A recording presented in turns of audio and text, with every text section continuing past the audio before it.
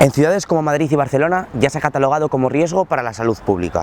Se trata de actividades sexuales realizadas en grupo bajo el efecto de determinadas sustancias y sin utilizar ningún tipo de protección, lo que aumenta el riesgo de contagio por enfermedades de transmisión sexual. Sesión, chill o comúnmente conocido como chemsex. En este reportaje me dispongo a hacer una radiografía de un fenómeno que está preocupando mucho a los expertos y del que tanto hablan los medios de comunicación, pero del que muy poco se sabe. ¿Qué es realmente el chemsex?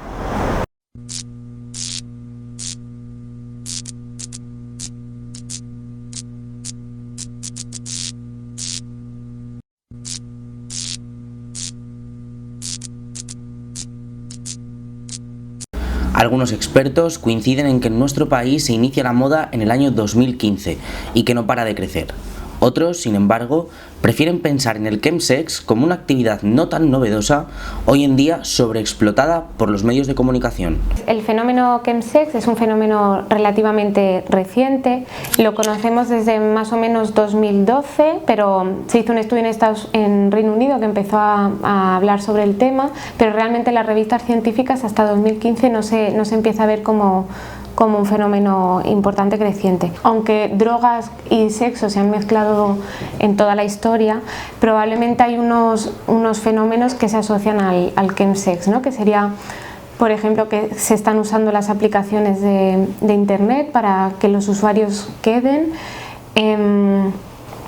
que se está dando sobre todo en las grandes ciudades. Como 2011-2012 se empezó a hablar de este fenómeno en Reino Unido y al cabo de unos años, como 2015, llegó a España. Está sobreexplotado mediáticamente en tanto en cuanto que entiendo que las cuestiones relacionadas con las prácticas sexuales y el consumo de sustancias ha ido siempre ligado a lo largo de la historia, ¿no? Desde las bacanales romanas relacionadas con el consumo de vino y otros alcoholes hasta las prácticas cotidianas del día de hoy. El que personas consuman sustancias para practicar sexo no es nuevo, y en este caso, si vamos filtrando un poco, hombres que practican sexo con hombres que consumen sustancias, pues no es nada demasiado nuevo.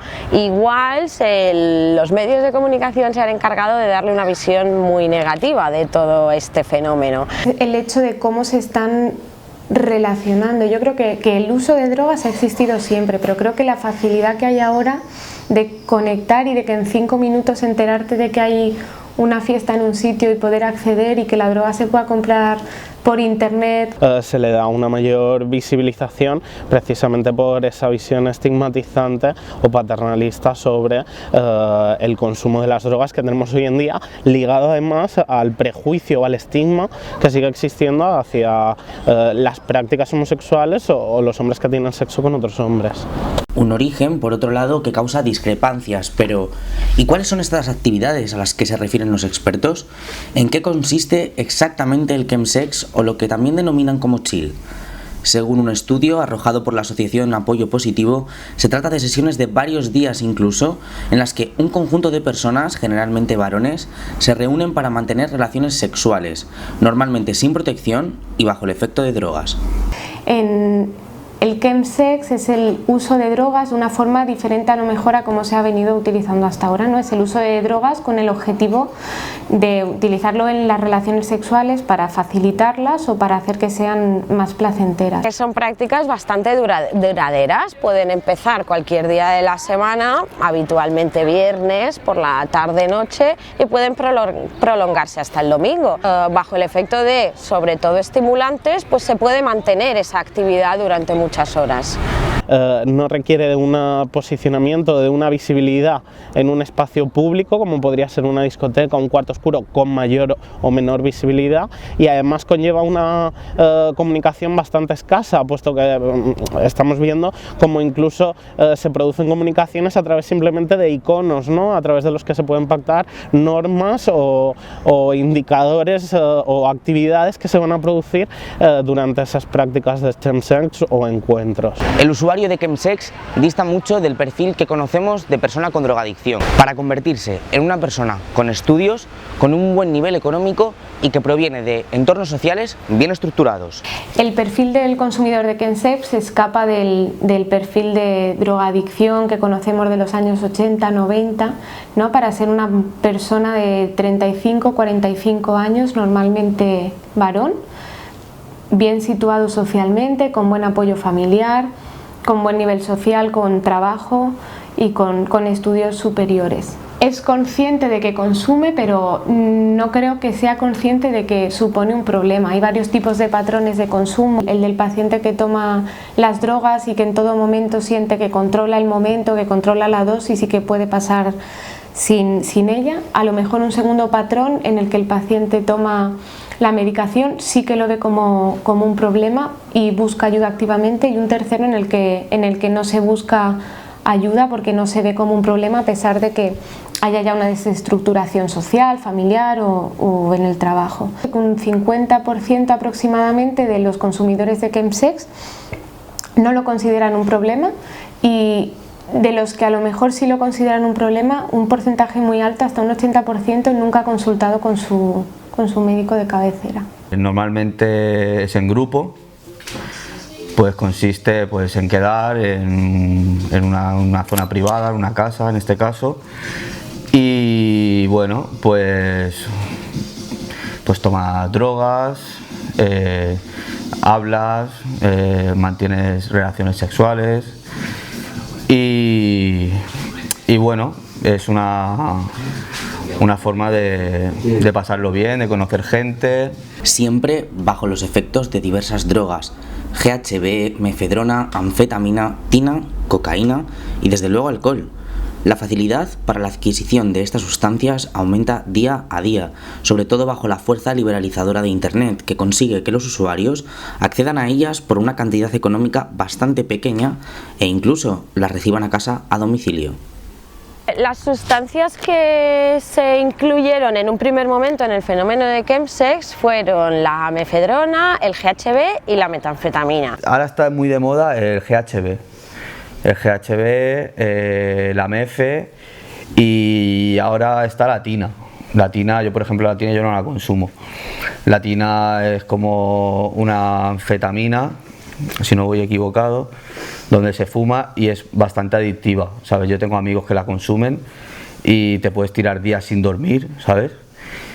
Y la gente con el tiempo es como que lo ves como demacrado, ¿sabes? Como la heroína en los 90, ¿sabes? O los 80, ¿sabes? Como algo así. Cuando se trasladó o se empezó a conocer más este fenómeno en España, se vio que no se estaban usando solo estas sustancias, se había abierto un poco más el abanico. Entonces veíamos que en vez de mefedrona, que vendría a ser un sucedáneo del MDMA, una nueva sustancia, aunque ya está fiscalizada, aquí se usaba más y se usa más el MDMA, el éxtasis, sea en pastillas o en cristal.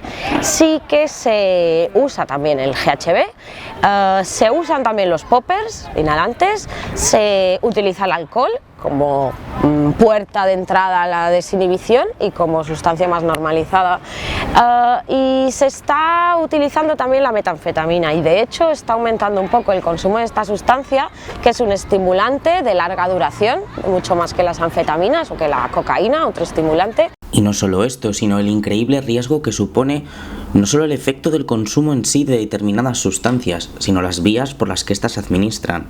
Hablamos, por ejemplo, de una acción tan simple como la de compartir el tubo para el consumo de cocaína o mefedrona, produciéndose así el contagio de muchas enfermedades de transmisión sexual, como puede ser el virus del VIH o la sífilis.